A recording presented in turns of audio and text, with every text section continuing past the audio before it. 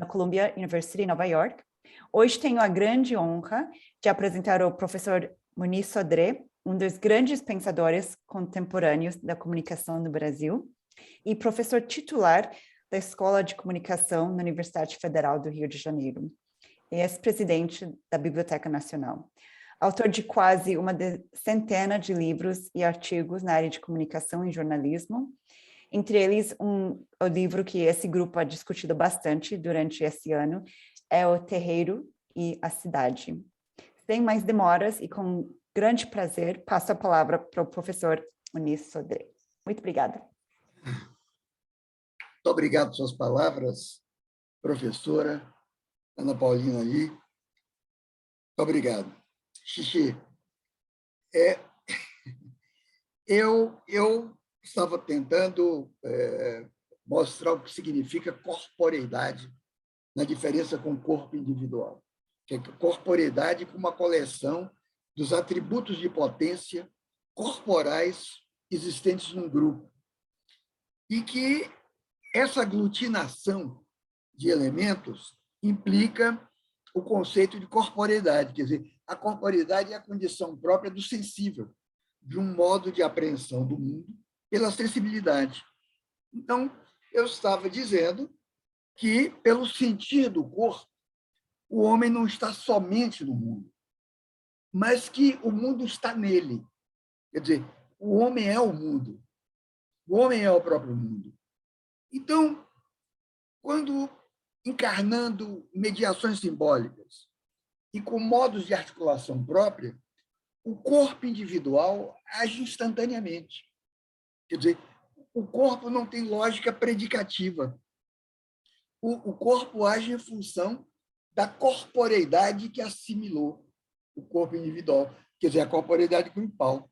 Então, basta prestar atenção no caso das artes marciais, das lutas. Quando se trata de treinar a consciência própria, a consciência independente do corpo, e que pensar demais pode atrapalhar. Eu sou praticante de luta japonesa. Eu sou praticante há mais de 40 anos de karatê e fui mestre de capoeira. Quando você pensa demais, atrapalha. Quer dizer, há uma espécie de micropensamento corporal que dá à dimensão do corpo uma forma especial de conhecimento, uma intencionalidade que se concretiza em imagens. Quer dizer, no que diz respeito ao corpo, o saber não apenas se adquire intelectualmente, ele se incorpora.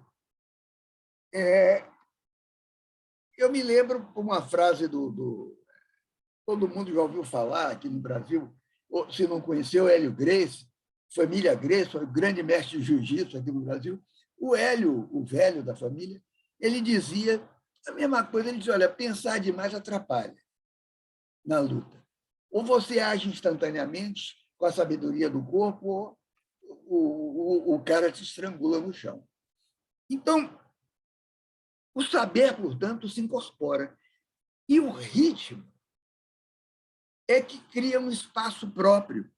É o ritmo que suscita um imaginário específico, que implica uma reflexão prática, uma reflexão corporal sobre o tempo, sobre a duração. Ora, isso quer dizer que, quando nós falamos de ritmo, não se trata de um artifício técnico musical, no contexto da produção, no contexto da musicalidade. Não, ritmo é uma configuração simbólica de tempo vivido, de tempo experimentado, que, quando você conjuga com a dança, você cria um contexto, você cria um lugar, uma espécie de lugar, ou de um cenário, que eu diria, sinestésico, um cenário sinergético, onde alguma coisa acontece e acontece ritualisticamente. Então, eu estou dizendo, olha, o ritmo cria espaço, o ritmo gera espaço.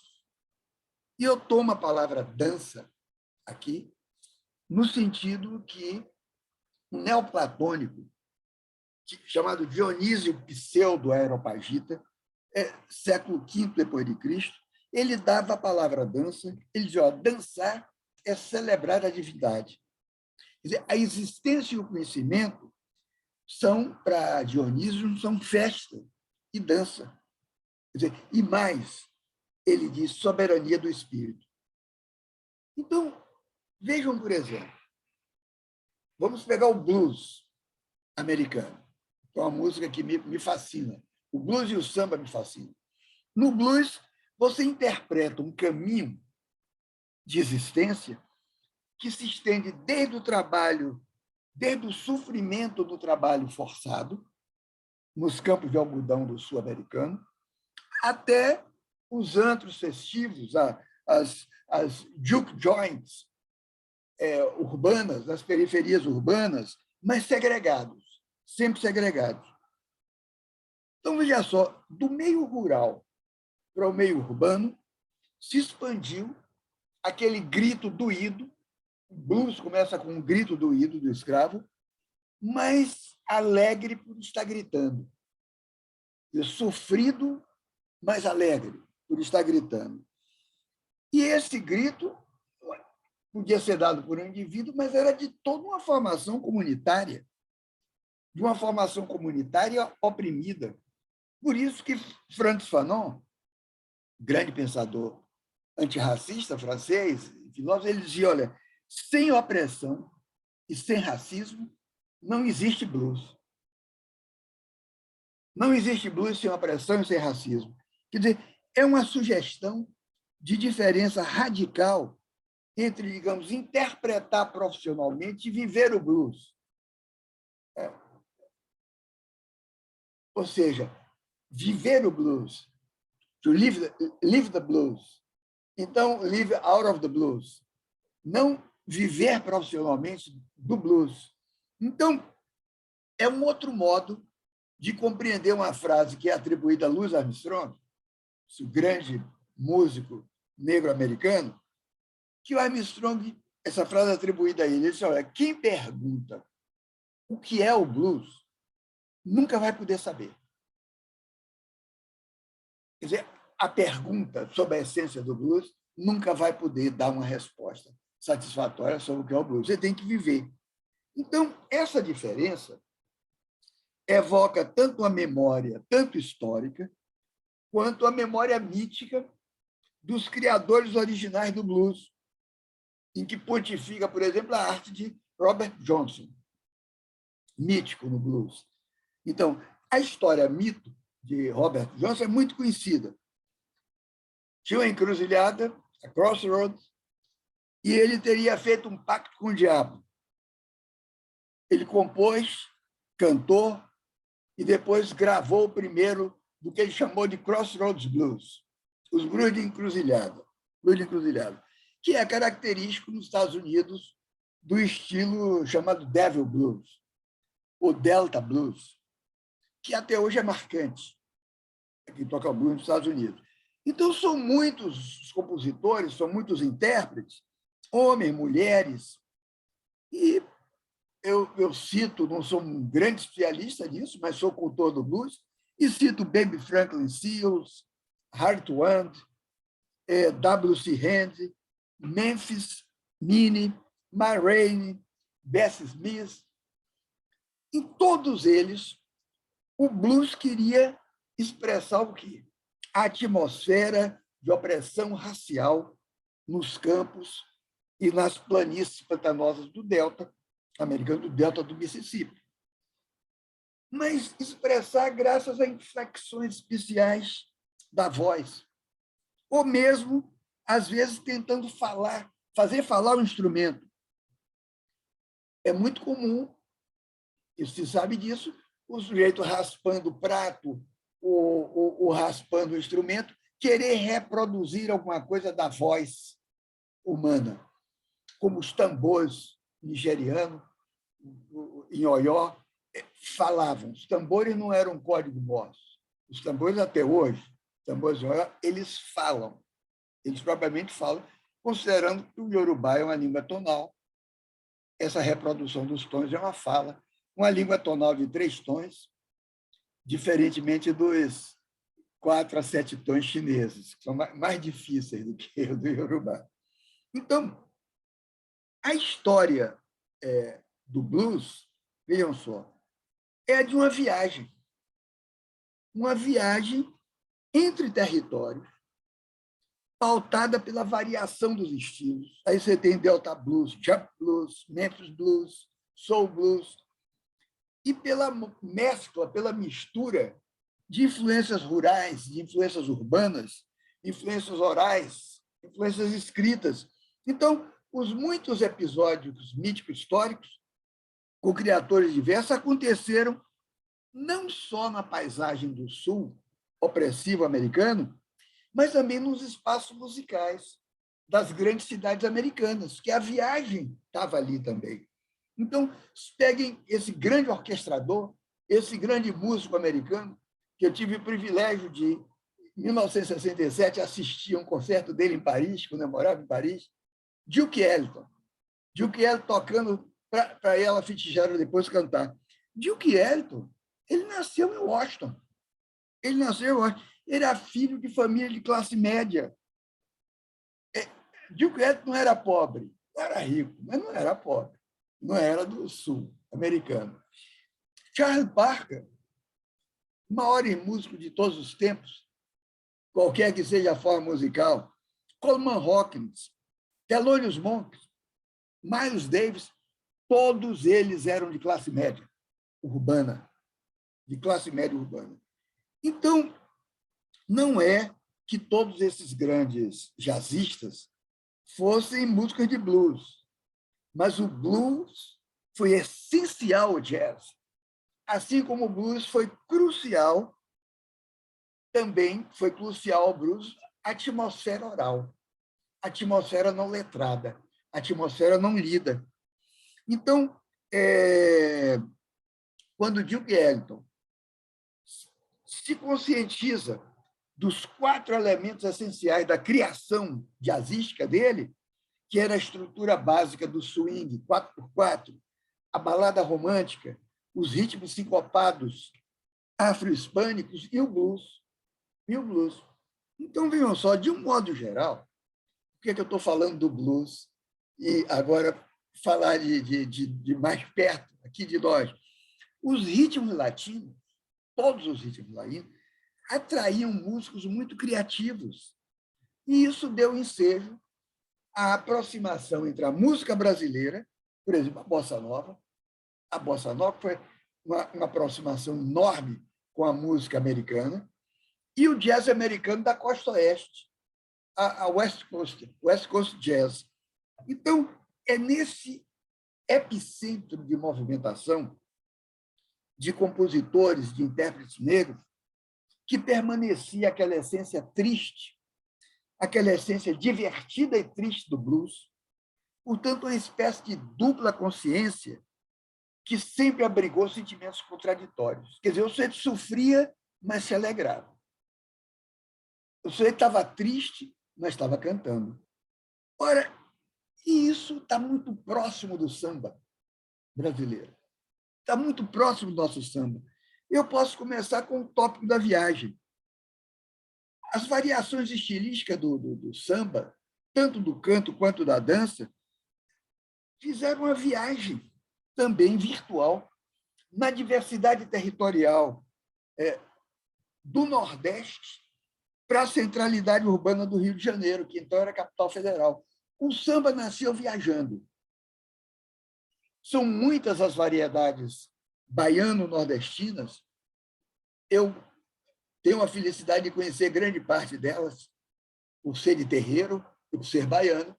Aí eu tenho o samba de Feira de Santana, minha cidade, eu nasci em São Gonçalo, estou lá de Feira, o samba de São Gonçalo, o samba de Santa Amaro, lá a terra do Caetano, que é uma maneira especial de dançar, o samba de Cachoeira, o samba do Recôncavo, o samba do Sertão.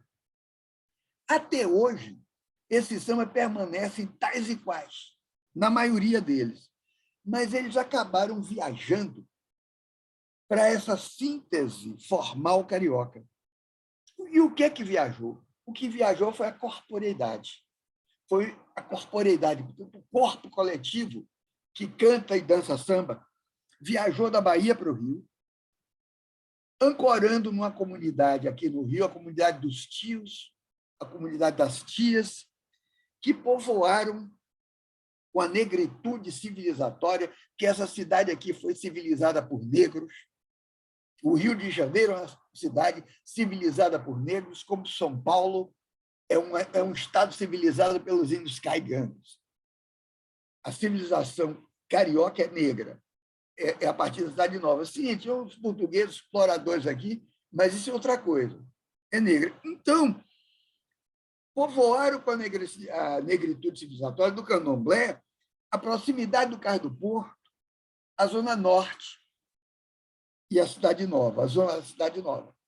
Ora, então, não são aleatórias, como podia parecer à primeira vista, as coincidências com os procedimentos afro-americanos, desde a natureza espacializante das movimentações, quer dizer, marcações territoriais por praça, por exemplo, Praça 11 no Rio de Janeiro, Congo Square em New Orleans, até o relacionamento com cultos afros que desapareceram, foram desaparecendo do território americano, mas foi vigoroso. A presença é vigorosa até hoje, a presença dos cultos afros, aqui no caso brasileiro. Então, aqui no Rio de Janeiro, eram mães pequenas, ou eram mães de santo, as mulheres que, com maior ou menor destaque, criavam as condições caseiras para a constituição das rodas de samba. Eram negras. Como são negros os indivíduos criadores aqui da periferia, que aqui no Rio criaram, quer dizer, recriaram o funk, o rap americano, de outra maneira, de outra forma.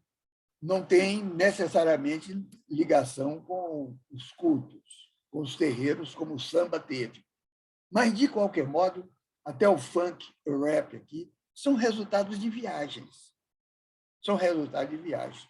Em todas essas viagens, o elemento que efetivamente viaja, mais do que, digamos, o espírito da coisa, é a corporeidade. É o corpo. É a corporeidade. Quer dizer, é um modo de sentir o território. É um modo, uma comunicação original com o território através do corpo. Portanto, é um modo de sentir as pessoas, de sentir a comunidade, de sentir a vizinhança, e um modo específico de dançar. Portanto, todas essa constelação de viagem é uma constelação, eu diria, sincopada.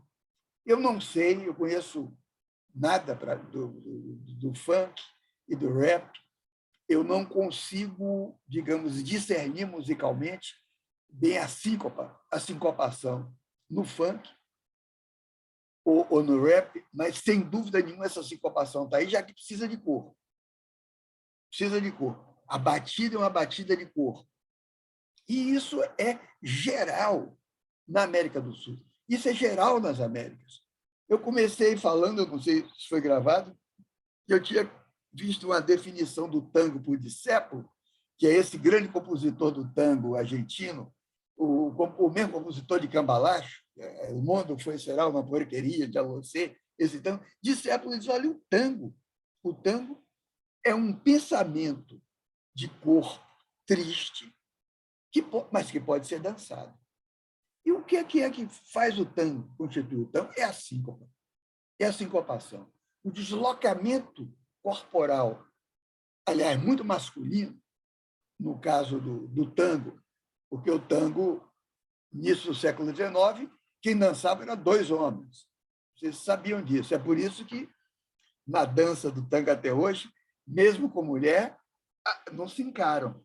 A cara de um é para um lado, a cara é para o outro, porque era só com homem no início, e vocês não ficavam encarando um para o outro. É a síncopa, é a corporeidade. Então, o tema, para mim, da viagem, do deslocamento espacial, está no cerne da música negra americana, da música negra brasileira, e essa viagem, quem faz, é a corporeidade. Quer dizer, é um corpo coletivo. É desse corpo coletivo que a gente tem que buscar, que a gente tem que prestar atenção. Obrigado aí. Eu acho que eu falei demais, mas tudo bem. Muito obrigada pelos assuntos e temáticos muito importantes para a gente discutir durante a hora do debate. Muito obrigada. Agora eu vou apresentar o Luiz Fernando Viana, que é jornalista e com passagens por O Globo, Folha de São Paulo e outros veículos. Ele é autor de livros sobre música popular e atualmente coordena a Rádio Batuta, no Instituto Moreira Salles. Sim, Luiz, eu vou passar a palavra para você para apresentar o nosso outro convidado, Nijaz. Obrigada. Oi, Ana, obrigado. Na verdade, eu queria falar que a Rádio Batuta, que eu coordeno, está desde o início, né, nesse projeto, assim como a área de educação e ação social do Instituto. As primeiras conversas com a Ana Paulina, depois com o Museu Sankofa, depois com o Observatório de Favelas. Então, a gente está muito feliz de estar engajado nesse projeto desde o início. E uma ação da Rádio Batuta nesse projeto são os podcasts, né? A gente está produzindo, realizando com o auxílio de todos aí os podcasts, são 4 podcasts, e por isso eu já posso dizer que já sou fã do Nizaj, porque ele participa de 2 podcasts, né? Especificamente ele conta aí a trajetória dele, a vida dele, e no outro, que é o 4º episódio da série de podcast, é sobre como a pandemia afetou e está afetando ainda a vida desses artistas, das pessoas que moram nas favelas e lidam com a música e têm a música como seu trabalho, né? O Nizaj é um deles. Eu nem vou... Eu queria dizer que a Rádio Batuta tem podcast que não se restringe à música. A gente tem Sertões, Histórias de Canudos, e tem Xingu, Terra Marcada. São podcasts que a gente se orgulha muito. E, nesse caso do podcast que a gente está chamando de Música e Migração, tem a ver com a música, mas também transcende ela, porque são relatos de viagens, né? O Nizaj é um caso claro de Angola, mas tem outras pessoas que vieram do Nordeste, né? Tem pessoas que, no caso da Mauri, que nasceu na Rocinha, mas que tem toda uma história, né, de família, importante de como foi crescida e ocupada na Rocinha. Então, eu queria agradecer, estar feliz aqui de estar presente em nome do Instituto Moreira Salles, tanto a rádio como a área de educação e ação social, que a Renata está aqui. Dizer que eu não vou perder tempo apresentando o Nizaj, porque ninguém melhor do que ele vai poder apresentar. Eu só passo aqui a bola para o Nizaj contar um pouquinho da vida dele e do trabalho dele. E aí, galera, beleza? Bom, meu nome é Nizaj, como você já sabe. Nizaj Vieira Dias é meu nome verdadeiro. E, primeiramente, eu vou agradecer, né, a todos vocês por estarem aqui compartilhando conhecimento, e a galera do Observatório de Favelas também por me convidar para participar desse projeto. Falando um pouco sobre mim, né? Tudo começou lá em 96, quando meus pais se conheceram em Luanda, na capital de Angola, região sul do continente africano. E aí, em 97, né, devido a esse relacionamento deles, eu nasci e tal. Em 2099, eu vim para o Brasil com meu pai e minha mãe. Eles montam a família, nasce meu irmão, meus outros irmãos brasileiros. E aí eu vim de uma família de artistas, né? Assim, um é músico, outro é escritor, outro é saxofonista. Então, a arte na minha família sempre foi uma questão de legado, né? Sempre foi uma parada que eu acho que se eu não gostasse de arte, eu seria obrigado a ser artista, entendeu? E, assim, desde criança eu sempre me vi conectado com a arte, eu sempre gostei de atuação, ia a peças de teatro, música eu sempre tinha conectado, porque eu sempre gostei de batucar. E eu não tinha ainda no início, pelo menos na minha época, não tinha muitos cursos que disponibilizavam vaga para crianças da minha idade, né? Eu tinha o quê? 7, 8, 9 anos de idade, né? Aí, em 2012, quando eu tinha 14 anos de idade, abriu o Percussão Maré, aqui no Complexo de Favelas da Maré, que é um curso idealizado pelo Abel do Herê, um músico angolano também, meu padrinho, inclusive. Ele falou, vai lá, cara, tenta fazer o curso. No início eu fiquei meio acanhado e caí para o curso. dentro da Ação Comunitária do Brasil. E lá eu descobri o projeto Entre Lugares, de teatro. Aí eu entrei tanto para o Percussão Maré, para fazer música, e para o projeto Entre Lugares de teatro. Foi onde eu comecei toda essa conexão com a música e com a atuação, né? Aí eu percebi que o projeto Entre Lugares ele era um projeto de teatro musical. Então, lá eles priorizavam muito essa questão de saber cantar, ou saber tocar, ou saber dançar. Eles sempre incluíam isso em cena. E como eu acredito que eu já tinha aptidão para isso, né? Acho que é essa a palavra, eu fui de cabeça mesmo e comecei a tocar. No início eu tocava gogô, um instrumento bem pequenininho de ferro, tem uns de coco também, que é muito usado no samba. Tenho certeza que sua André deve saber sobre o gogô. E nisso que eu comecei a tocar gogô, eu ficava bem ali na linha de trás, né, do grupo da Percussão Maré, até que um dia, numa das aulas, apareceu uma guitarra e um microfone. Eu falei, cara, vou tentar soltar a voz, mas eu fui na empolgação, sabe? Foi um negócio que eu nunca me vi fazer, é cantar. Eu imaginava ou eu atuando, ou eu como instrumentista. Nunca me vi como cantor, não. Eu falei, vou pegar essa guitarra aqui, vou pegar essa viola aqui, esse microfone, eu vou fazer um som. Isso eu fiz um som, o nosso professor gostou e me deu uma letra pelo Facebook, que era a letra O Canto das Três Raças, da Clara Nunes. E eu, tipo, nessa época já era 2014, por aí, eu já estava com 16 anos, eu acho. Aí eu falei, cara, eu vou cantar o Canto das Três Raças, tá ligado? É um negócio que eu nem tenho muito... Não é que eu não tenho esse conhecimento, mas não é muito da minha idade, essa música, é uma música mais antiga, na minha geração. Eu falei, vou pegar aqui, eu ouvi muitas versões diferentes dessa música. E eu gostei da letra. Na semana seguinte eu cheguei com a letra na cabeça, ele botou a bateria para tocar. Aí, a partir desse dia, eu decidi que eu queria cantar. Que a bateria tocou, a bateria gostou. E aí foi isso, né? Desde então eu comecei a vender a minha imagem como músico dentro do Complexo da Maré. E uma coisa que dificulta um pouco é essa questão da diáspora, né? Porque eu cheguei no Brasil e a minha vida toda é uma vida de um carioca. E na música eu sempre tenho cantado com português carioca, entende? Depois que eu saí do MPB, eu comecei a entrar na vibe da galera mais da minha idade, né?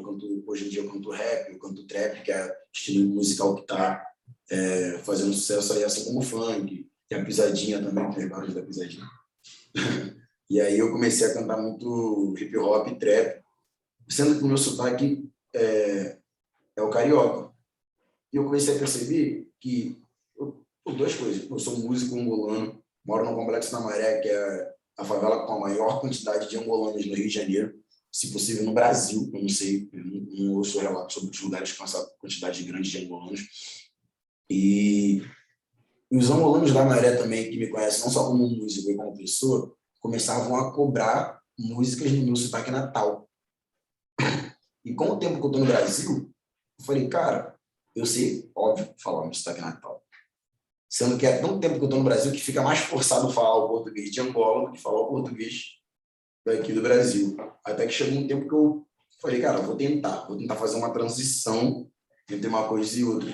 Aí eu lancei a Salsa e Merengue, que foi uma das últimas músicas que eu lancei. Eu fui convidado pelo Max, do projeto Volume Visual. Ele tem um projeto chamado In My Hood. O In My Hood, que significa no meu bairro, é idealizado de tal forma. Ele vai em várias favelas, conhece um MC daquela favela e dá o direito não, dá a disponibilidade daquele MC fazer uma música com o nome daquela favela e vem mais um documentário adicional de 6, 5 minutos. E aí eu falei, bora fazer o Salsa e Merengue, vamos fazer o Salsa e Merengue. Quando eu gravei Salsa e Merengue, eu lancei ela em 2 sotaques diferentes. O português tanto de Portugal quanto o português de Angola. E aí isso cativou os 2 públicos. Pelo menos aqui na Maré, o público angolano e o público brasileiro comenta super. Eu lancei uma música, o público brasileiro fala muito sobre que gostou e tal, e o público angolano ficava mais na questão de, quando é que vai sair uma com o nosso sotaque natal, que é angolano, quando é que vai sair uma da nossa cultura? E aí eu vim com Salsa e Merengue, e é uma das músicas que até então tá, é muito bom você poder cantar na tua língua natal. Não que a minha língua natal seja português de Portugal, óbvio que nós angolanos, antes da colonização dos portugueses, temos 4 dialetos, que é o dialeto Quimbundo, Ovimbundo, Chokwe e Umbundo. Eu sou descendente da tribo Quimbundo, que seria o meu dialeto natal. mas após a colonização dos portugueses, né, como aqui no Brasil, essa é a língua que a gente fala, assim, aqui no Brasil tem o Tupi-Guarani e tal. Então, assim, é bom ser morador de um outro país e poder cantar da forma que eu cantaria se eu estivesse morando no meu país e ver os nativos daqui gostando, como se fossem pessoas de lá, da mesma forma, e tocando, tipo, hoje eu vou em festas de brasileiros e os brasileiros pedem para tocar, sabe? Isso é muito satisfatório, como músico estrangeiro, como morador estrangeiro e como artista também. É isso. Canta um trecho da Salsa Merengue. Cantar aqui um trecho dessa última música que eu lancei, que ela fala os dois portugueses diferentes, não sei se vocês conseguem perceber, que eu falo: olha, os colégios estão levantados, várias crianças no futebolado, tem até piscina e as casas do lado, sem ter sotaque, for de trocado, para dar uma moita e fomos preparados. Tem boi de birra, mas não tô boiado, samba nas esquinas e samba do meu lado, então calma que tem mais troca, nordestinos que moram à volta mais, sem fazer catástrofe, Angola e Nordeste vencendo a RJ, tipo, os bichos já tá cheio de deboche, mas não tô a ver de sacanagem, e mais Ruth chama Black, e de novo tu escuta Nizar. No YouTube, galera.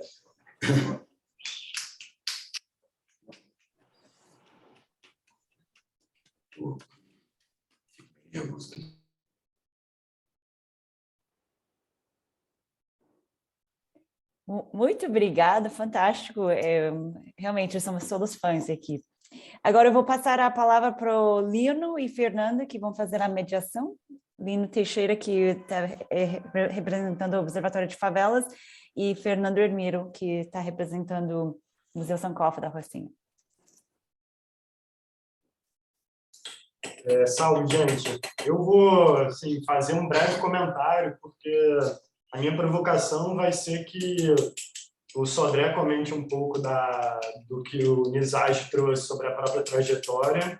Eu queria que o Nizage também comentasse um pouco sobre a fala do Sodré e como reverbera nele, aí principalmente a ideia de corporeidade como um elemento coletivo e como a centralidade das viagens, estando também na corporeidade, como a musicalidade tem um papel central nisso. Eu estou realmente encantado por esse encontro, era muito do que a gente esperava trazer pessoas que estão em fronteiras, atuando em fronteiras que não são tão distantes, na verdade, né? O professor Sodré traz abordagem de uma pesquisa de vida, na verdade, multidimensional, multifacetada, multidisciplinar, extremamente criativa, e o Nizage também, que traz em sua própria trajetória, em seu próprio corpo e corporeidade, em sua própria vivência, muitas das reflexões que a gente está querendo construir aqui. Então, quando o professor fala que o corpo pensa, a corporeidade pensa, que às vezes o pensamento da cabeça em excesso atrapalha, né? Eu acho que isso tudo está, de alguma maneira, muito conectado entre essas partes, né? Eu estou numa efervescência aqui, pessoalmente, porque eu estou pesquisando música e território, então, assim, muitas ideias borbulhando na minha cabeça. Fico pensando nas pistas que o Sodré trouxe aqui para pensar o funk hoje, para pensar o rap hoje aqui no Brasil, como um repertório de viagens muito específicas que já encontram uma corporeidade nesse território constituída, como ele falou, especialmente pela dimensão negra, uma cidade negra, né, o Rio de Janeiro, e como que o Nizage traz um pouco desses elementos na própria vivência. Então, a minha provocação é essa, que cada um comente um pouco da fala do outro. E, Fernando, está contigo. Se você tiver um comentário, alguma provocação para fazer, mais uma vez agradeço aos dois aí. Me retiro aqui também de novo. Obrigado, Lino. Obrigado, professor Sodré. Parabéns, Nizage, pela explicação sonora. É uma complementação muito interessante. A gente sabia que ia dar super certo essa mesa.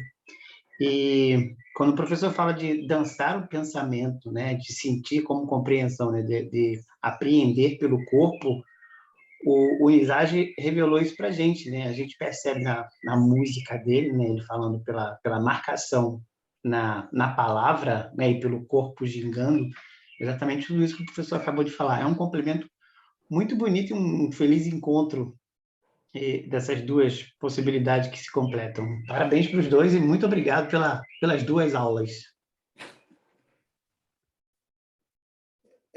Sou eu que falo? Ou é Aruan? Não. É você, professor, por favor. Ah, tá. Olha, eu adorei ouvir o Nizaj, que eu não conhecia.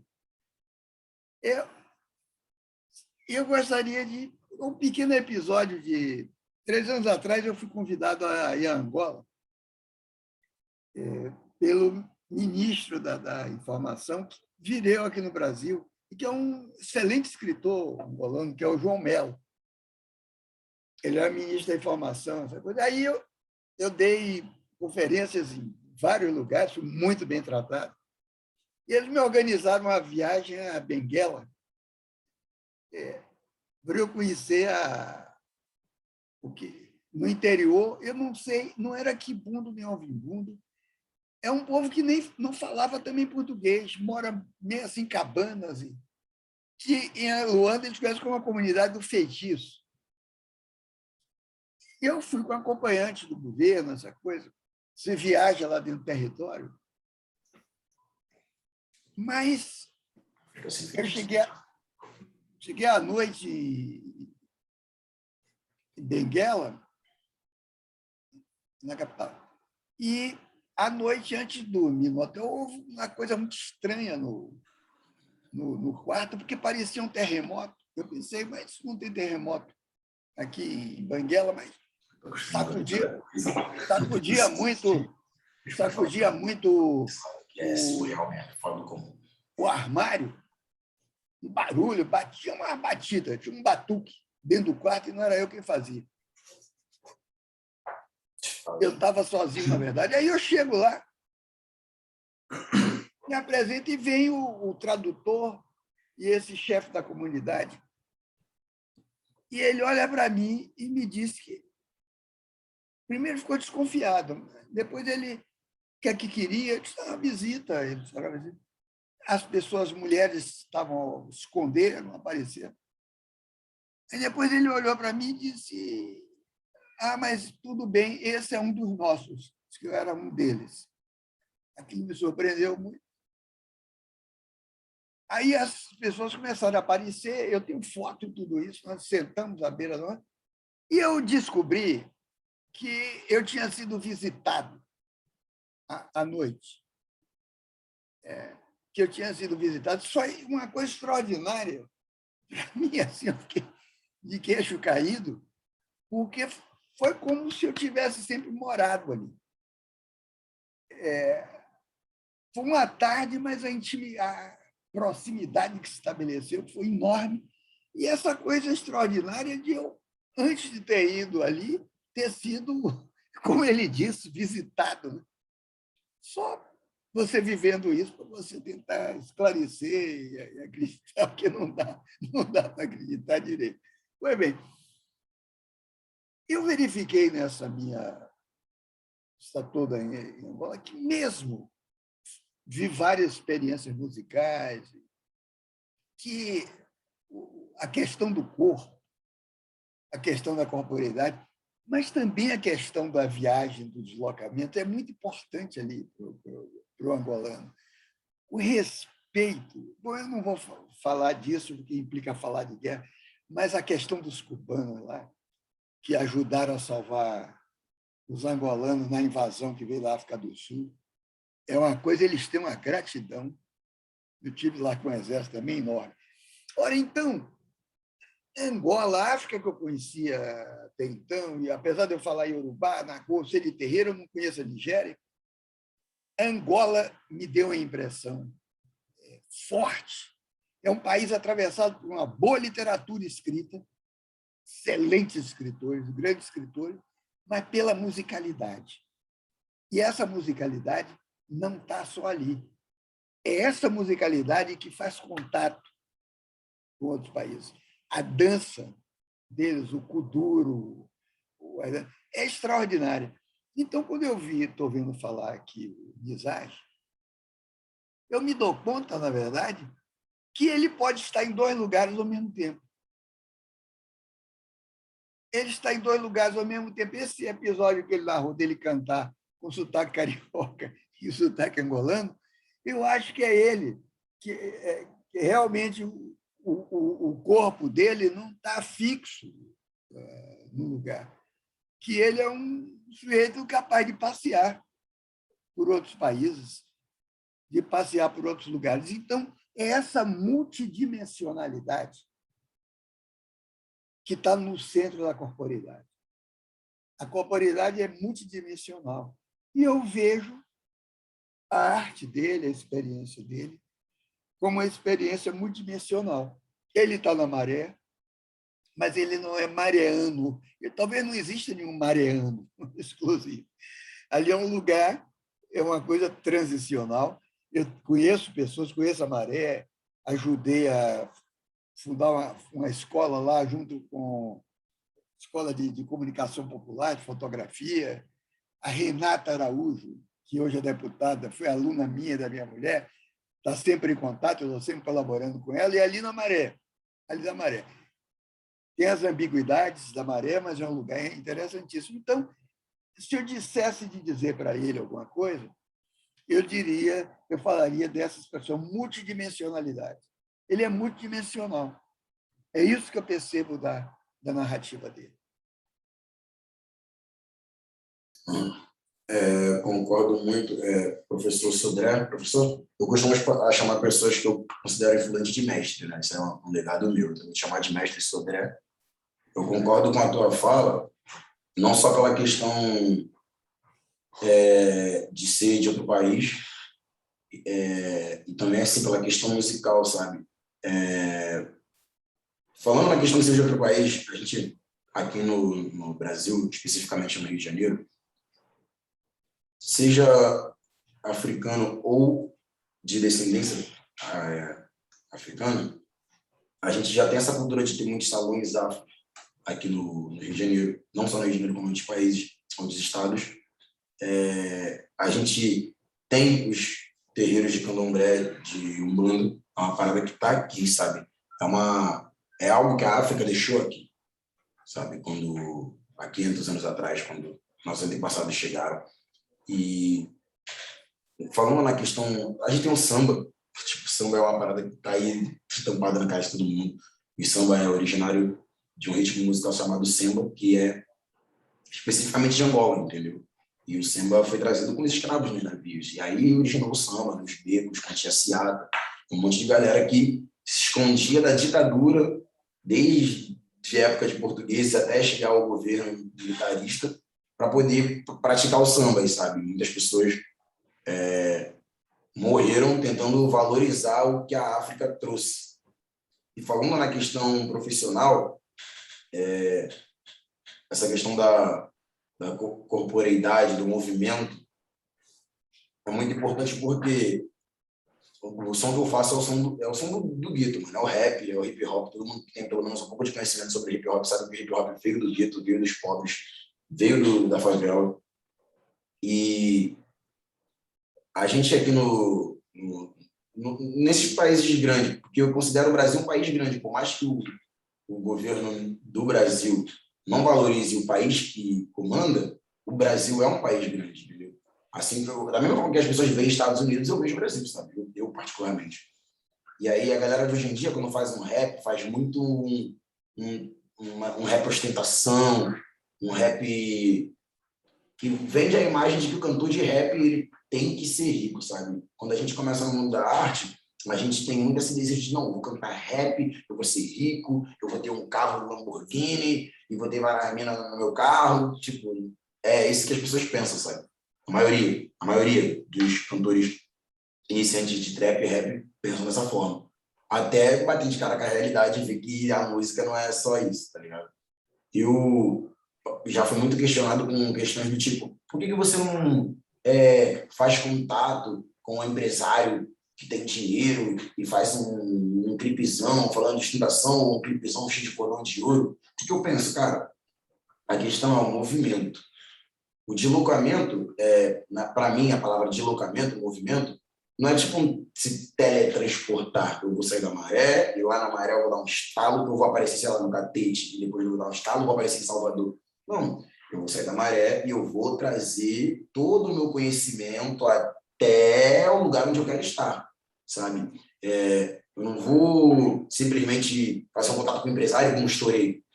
Eu penso dessa forma, porque para mim a arte que eu pratico é muito mais do que isso, sabe? Eu vivo música. Quando eu acordo, eu quero fazer música. Quando eu vou dormir, eu estou fazendo música. Então, eu não vejo simplesmente como... Admiro muito a maioria dos cantores de trap que estão aí, Orochi, Dela Cruz, Pose do Roda, a maioria deles já tive presente. A vida deles e a realidade que eu vivo não é a mesma em questões financeiras, mas são cantores pretos, favelados, que vieram da comunidade e tem essa realidade de conhecer uma pessoa, alguém com dinheiro, que veio na favela e conheceu aquele favelado. Eu tenho como ideologia de eu, como favelado, trazer a favela para cima, sabe? Eu vejo esse negócio de alguém de fora vir e ajudar o favelado já é uma coisa que tem acontecido há muito tempo. Entendeu? O que eu quero ver é o favelado sair da favela e conhecer as pessoas de fora. Tipo, eu sei que você é de fora, mas olha aqui o que eu trouxe, sabe? Olha aqui, essa aqui é minha mochila, essa aqui é minha bagagem. Entendeu? Então, eu acho muito importante essa questão do deslocamento por isso, porque a gente pode pegar o que a gente tem, entendeu? E levar para as pessoas que querem conhecer isso, sabe? E às vezes pessoas que nem almejam conhecer isso acabam conhecendo e gostando. Eu vou dar um exemplo das pessoas, os nordestinos. A Maré é uma favela que tem bastante nordestino. Aqui tem muito forró, sabe? Não é como um lugar que a gente vai num show de forró da Calypso, ou, sei lá, Maiores da Pisadinha. A gente tem vários pontos de... Você vai em tudo quanto é lugar na Maré, você encontra pontos só para forró, sabe? A Maré em si ela é uma favela multicultural. Aqui tem batalha de rima, aqui tem baile funk, tem show de rock, aqui tem forró, aqui tem tudo que você quiser encontrar aqui, você vai achar, entendeu? Eu acho muito importante essa questão da corporeidade, do movimento do corpo, pelo menos como favelado, do meu ponto de vista como favelado. Por isso, eu acho muito mais importante a gente vir de baixo e crescer do que, sei lá, subir a escada correndo. Eu acho que se a gente sobe uma escada correndo, a gente cai e se machuca, sabe? Mas dessa forma. Eu queria te perguntar sobre essa relação super interessante que você faz entre a música e a história da imigração da Angola para o Brasil, né? E como a sua família incorpora um momento histórico sobre esse movimento. E se você pode nos contar um pouco mais sobre ou a história da sua família ou esse contato entre Angola e o Brasil, porque você já mencionou um contato colonial e muito conhecido, mas esse movimento do século XX e XXI é menos conhecido, mas a gente ainda vê estruturas socioeconômicas parecidas às pessoas que saíram das fazendas de cana e chegaram no Rio nos começos do século XX e começaram a fazer a vida, né, no Rio e em São Paulo, e como tem sido muito difícil dentro dessas estruturas urbanas, para eles saírem ou subirem em termos econômicos e tal, mas como você está apontando também que ainda existe essa migração entre Angola e o Brasil, e agora não é só de Angola para as fazendas e para o Rio, mas agora ainda tem uma história presente de Angola para o Brasil, e como Maré é o maior lugar da colônia angolana, né? Como você falou, e se você pode explicar melhor seu entendimento dessa história que continua entre Angola e o Brasil hoje, mas no contexto do século XX e XXI, e como ainda a gente pode ver dois momentos históricos se conhecendo, né? Se encontrando na Maré. Uma parada que eu vejo que eu destaco muito quando estou conversando sobre essa questão mesmo que você acabou de perguntar com amigos meus, da minha família. Hoje em dia não tanto, mas desde sempre, eu acho que sair da África, seja qual for o país da África, sempre parecia que era qual é a palavra? Sinônimo de refúgio, sabe? Porque todo africano que tinha uma oportunidade a mais, tinha um dinheiro a mais, não ficava na África. E isso, para mim, é um pouco triste, saber que o povo nativo, quando tem a oportunidade de ir embora, vai, porque a sua terra não é como antes, sabe? Porque o povo africano gosta da sua terra, não tem como negar. O povo africano, todos os africanos que estão fora da África falam super bem dos seus países. Tipo, você não vai ver um africano falar do lado ruim, do que ele passou para sair da África e não tocar no lado bom, sabe? Para mim isso é triste. Não poder viver bem no seu local natal, sabe?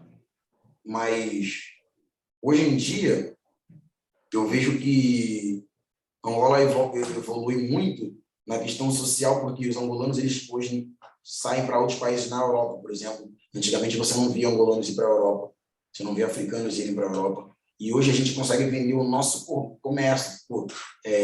Quando a minha mãe chegou no Brasil, ela comprava roupas da Europa para vender em Angola. Hoje a gente pega nossas roupas de Angola e vende na Europa, sabe? Isso é uma parada que é muito bonito, se for para comparar, porque a gente via coisas. Minha mãe comprava muita roupa da Europa, tipo, mandava dinheiro para familiares nossos de lá, alguns. Eu sou de uma família que tinha uma condição um pouco melhor, então meus pais me tiraram do Brasil. E aí minha mãe me ligava com meus familiares de lá, eles mandavam roupa da Europa para a gente vender no Brasil e vender em Angola, sabe? Hoje a gente pode vender as roupas da Angola no Brasil, pode vender as roupas da Angola na Europa, em qualquer lugar, sabe? Então, assim, eu acredito que hoje em dia a África seja um lugar bem melhor do que antes, sendo que ainda assim você vê muitos africanos tentando não viver lá, sabe? Eu não sei muito como explicar, porque às vezes dá uns gatilhos em mim essas questões, mas quando minha mãe chegou aqui, quando minha mãe e meu pai chegaram aqui, a gente foi morar em Botafogo, né? Foi morar em Botafogo porque meu pai já tinha um amigo dele, morava em Botafogo. A gente se hospedou na casa dele de dezembro de 99 para janeiro de 2000. E aí, em janeiro de 2000, a gente vem para o Complexo da Maré, que a gente está aqui até hoje. E o que eu acho muito engraçado quando eu estou vendo, por exemplo, eu ando com brasileiros, meus amigos todos são brasileiros. Quando eu estou em família com os angolanos. E tem vezes que eu estou passando na rua e falando no sotaque carioca, aqui tranquilão, aí passa um tio meu, e aí eu cumprimento com sotaque português e volto para cá. E encaixa muito nessa questão que o mestre Sodré falou, sobre eu poder passear entre dois universos, o universo angolano e o universo brasileiro, entende? Eu levo meus amigos brasileiros para comer em restaurante angolano, sabe? Vai ter uma festa africana em tal lugar, na Lapa. Chamo meus amigos brasileiros, vão, e aí eu encontro, certo, não teve uma festa ainda africana, seja aqui na Maré ou fora, que eu não encontrei pelo menos um familiar meu lá. Então, assim, sempre que eu vou nessas festas africanas, eu encontro família lá, levo meus amigos, eu rola uma coisa muito legal de um querer conhecer o outro. Eu tenho meu irmão mais novo, o próximo depois de mim, ele tem 21 anos. Eu acho uma coisa muito engraçada aí, que as pessoas falam que ele parece ser mais angolano do que eu. Porque, como eu vim de Angola, e naturalmente eu já tenho esse meu jeito de um ser humano normal da África, eu tenho muito conhecimento sobre o meu país, porque eu busquei, meus pais sempre me falam do que eu vivi lá, só aqueles meses 2 anos, e do que eu poderia viver se eu ainda estivesse lá. Então, eu sinto mais curiosidade de adquirir conhecimento carioca. O meu irmão nasceu aqui no Rio de Janeiro. Então, ele está sempre falando do sotaque de Angola, está sempre botando música angolana, ele, bem mais do que eu, quem olha para ele acha que ele é africano e cara para mim acha que eu sou brasileiro. Porque eu de lá busco muito conhecimento daqui e ele daqui busca muito conhecimento de lá. Estou muito fazendo essa troca de conhecimento.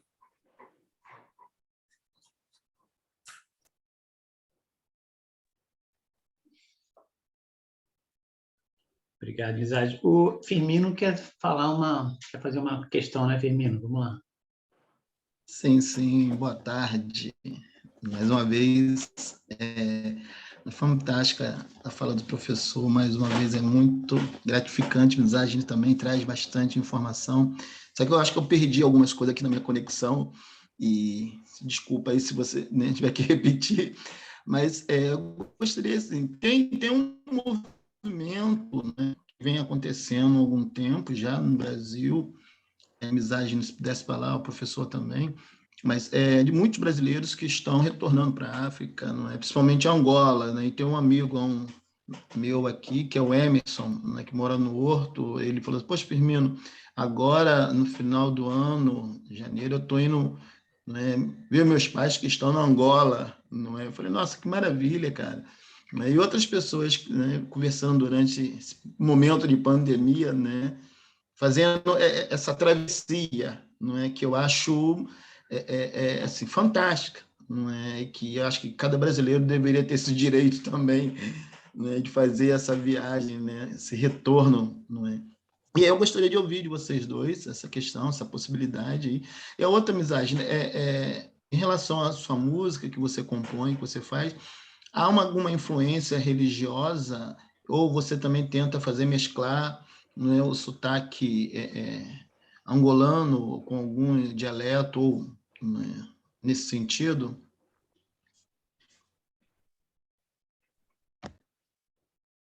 Olha, da minha parte, eu acho que Angola passou por momentos muito difíceis depois com a queda do preço do petróleo internacional. Esse preço voltou a subir agora. O barril de petróleo está caro. Por outro lado, a prospecção de diamantes em Angola é importante também, e Angola está, inclusive, coibindo que vizinhos venham ali na parte norte pegar diamante. Então, voltar para Angola, esse trânsito do Brasil e Angola, faz parte da tradição Brasil-África. No século passado e ao longo do século XX, já desde o século XIX, o trânsito entre a Bahia, principalmente, mas a África Ocidental, não era exatamente Angola, era enorme.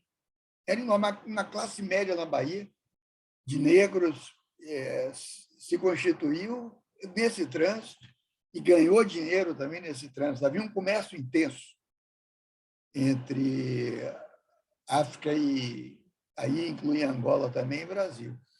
E eu acho que, nesse momento, voltar para Angola, de certo modo, voltar ao Brasil, porque o Brasil é uma tristeza. Né? Nesse momento, o país ficou triste. Nós estamos vivendo uma tragédia ética, a economia está muito difícil, houve essa pandemia, tem essa pandemia terrível aí, mas a economia é muito difícil também. Nós estamos caminhando para a estagflação. Então, as oportunidades de trabalho e de emprego aqui são mínimas no Rio de Janeiro, nesse momento. Desemprego altíssimo. Então, eu acho que eu também conheço gente que está morando em Angola e satisfeito.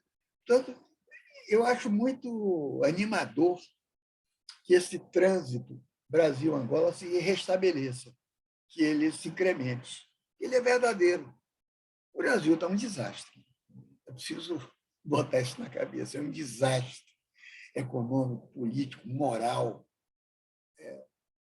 E eu acho que a saída vem de comunidades ativas com pouco dinheiro, onde o dinheiro é escasso, a vida é escassa, mas as oportunidades de vida, a saída, talvez sejam maiores do que na classe média da Zona Sul do Rio. Isso aí que eu acho. Eu concordo com essa questão de que esse trânsito entre Angola e Brasil realmente se restabeleça de uma forma melhor, né? Que não seja mais como fuga, como antigamente as pessoas queriam simplesmente sair de Angola porque Angola não está bom. Mas que hoje as pessoas do Brasil vá para Angola, porque antigamente Angola recebia como é que é o nome da visita de pessoas de fora, porque não, é um país pobre na África, vamos visitar os pobres africanos. Que se restabeleça de outra forma, tipo, é a África, vamos conhecer a África rica, sabe? A riqueza da África, conhecer a beleza da África. E não ir porque a África parece que quer ser ajudada ou que ela tem que ser ajudada. A África é aquilo que ela é, tá ligado? Quem está disposto a conhecer a África, que vá lá na África para saber como ela é, sabe?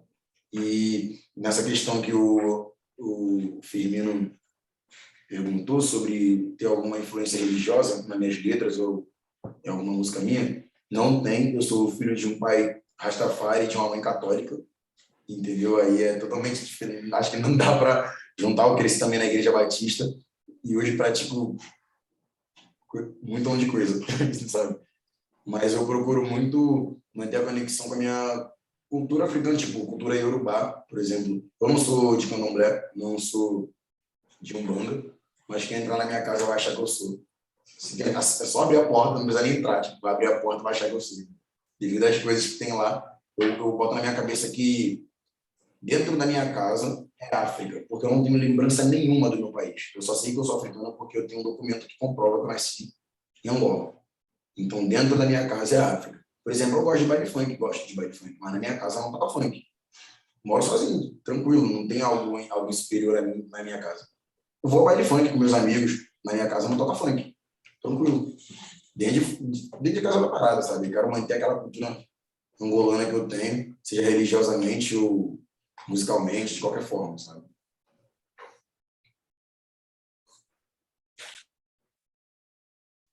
Eu queria perguntar ao Nizage uma coisa. Em sua casa, você sabe preparar um fungi? Olha, pergunta difícil. Vou te ser sincero. Sabe, a gente sabe, né? A gente está acostumado com arroz, feijão, ovinho ali, um frango. As comidas africanas que mais se fazia é o mufete. O mufete é na verdade, a gente fala mufete, que a gente fala no português de Portugal. É um prato de Cabo Verde que é muito consumido em Angola.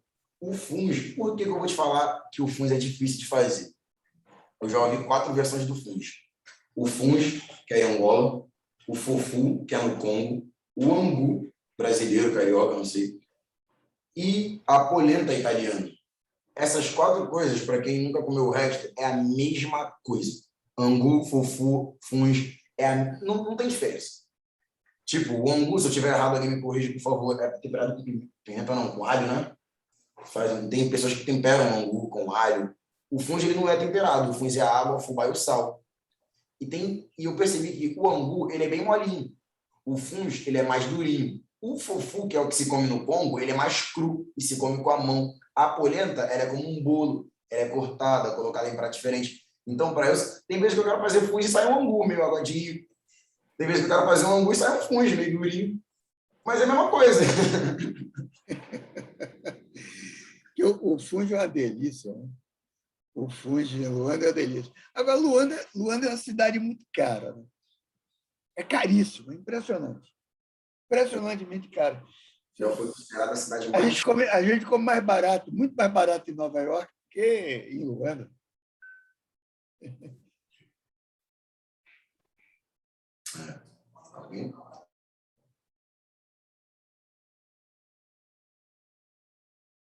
Acho que a gente tem tempo para fazer mais uma pergunta ou mais algum comentário, se os moderadores querem dizer mais alguma coisa para ir fechando.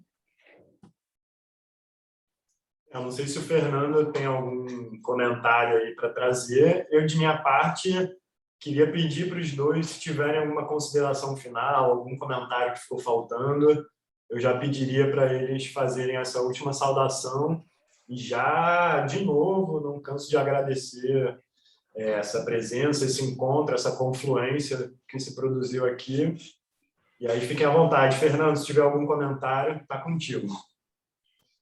Não, só agradecer, Lino. Obrigado pela participação, professor Sodré, obrigado, Jade, e obrigado mais ainda pela sessão culinária agora no final, de me lembrar o angu, que eu também sou fã de angu também.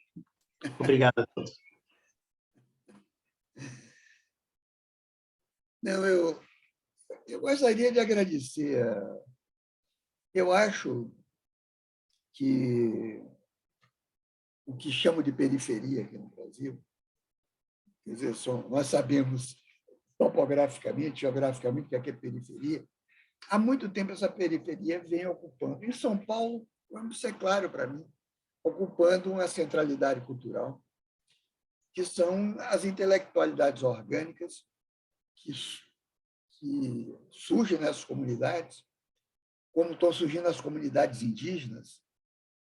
Onde eu fechei a Flip, junto com um grande intelectual indígena, foi um diálogo entre mim e o Ailton Krenak, um grande intelectual, Daniel Munduruku, a Sônia Guajajara. Mas nos subúrbios, na periferia do Rio, também. O Nizage não é apenas um rapper, é um intelectual orgânico do grupo, jovem, da comunidade dele, como vocês. E, para mim, o mais importante isso é que, olhando aqui à frente, eu vejo negros, estamos aqui, o Nizage, eu, negro, como uma vez me disseram na Fundação Ford, em Nova York, um negro rather pale, um negro um tanto pálido. Quer dizer, não era suficientemente negro para a turma que me homenageou lá.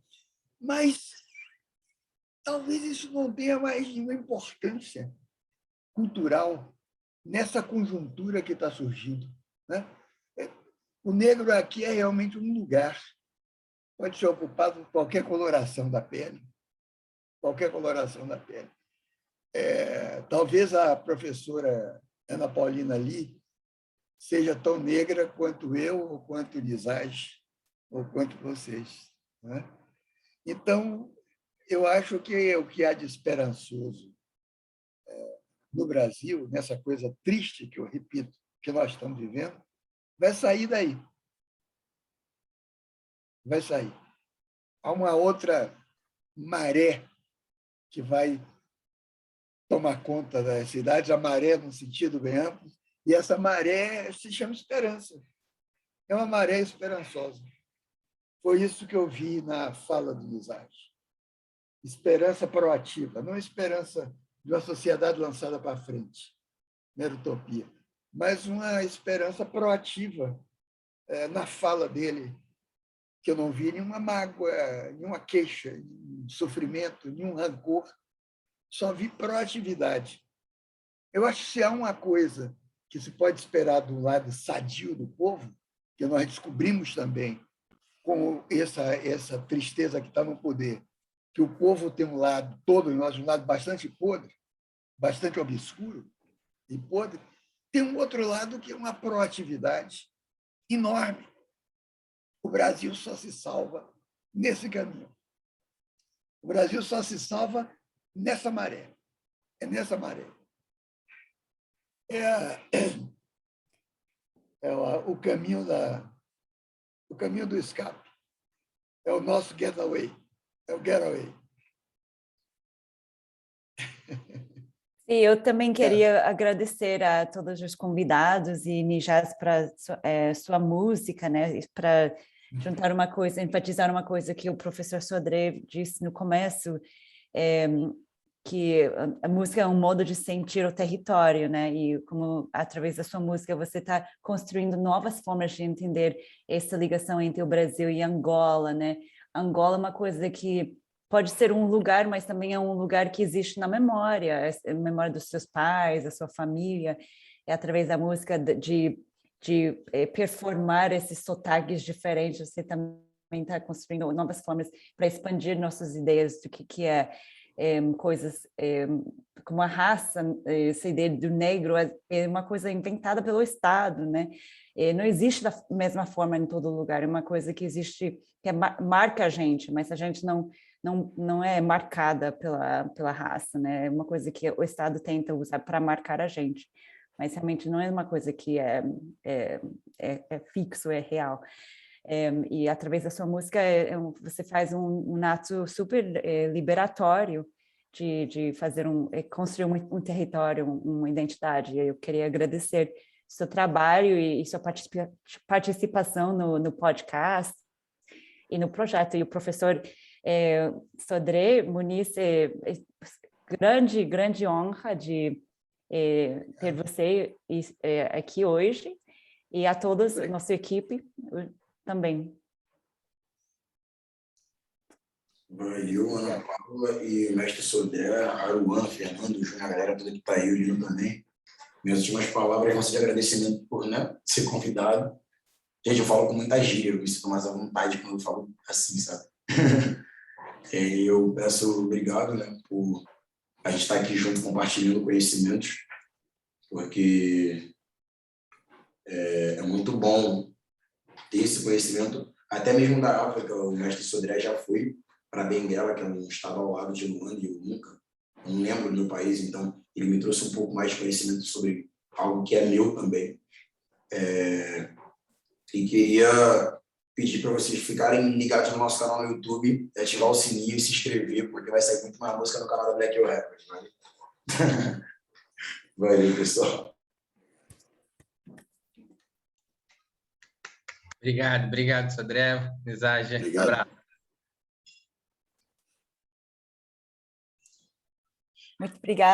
Muito obrigada a todos. Tchau, muito obrigado, professora. Tchau, muito obrigada, Obrigado, professor. gente. Tchau. Valeu. Um abraço, obrigado a todos. Um abraço. Obrigado, gente. Abraço, tchau.